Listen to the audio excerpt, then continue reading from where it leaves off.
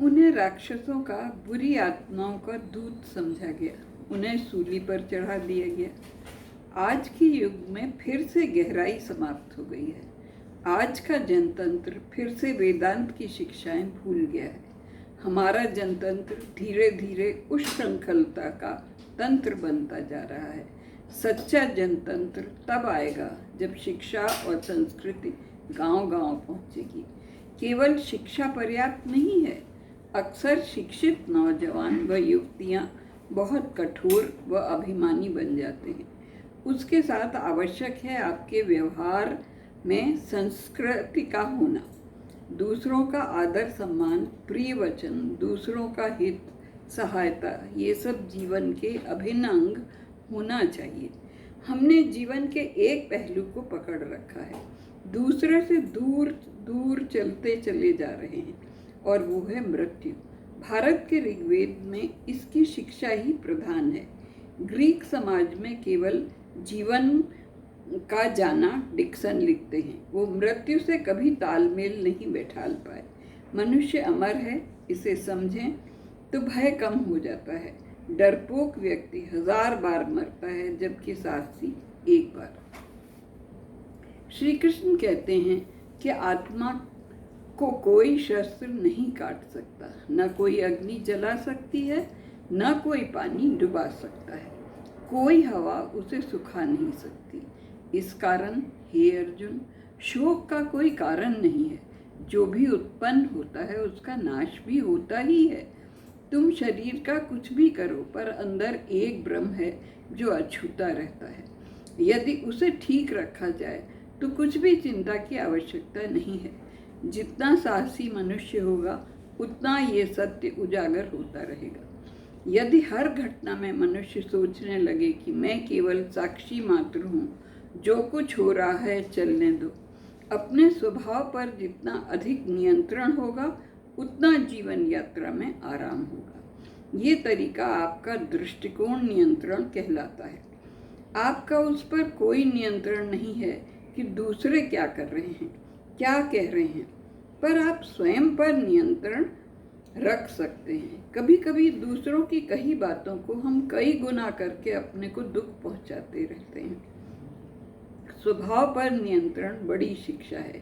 यदि हम स्थिर हैं तो दूसरों के वाण खाली चले जाएंगे।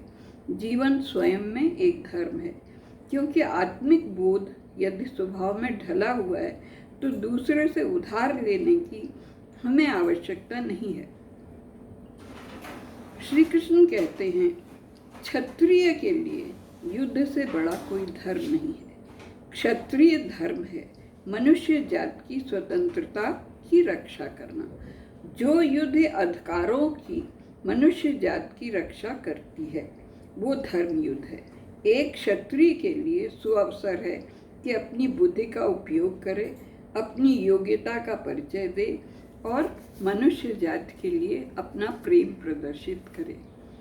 संजय इसके केवल एक मनुष्य की देखभाल करे। यदि धर्म युद्ध होता है तो स्वर्ग के द्वार खुल जाते हैं एक सुयोग्य नायक के स्वागत के लिए।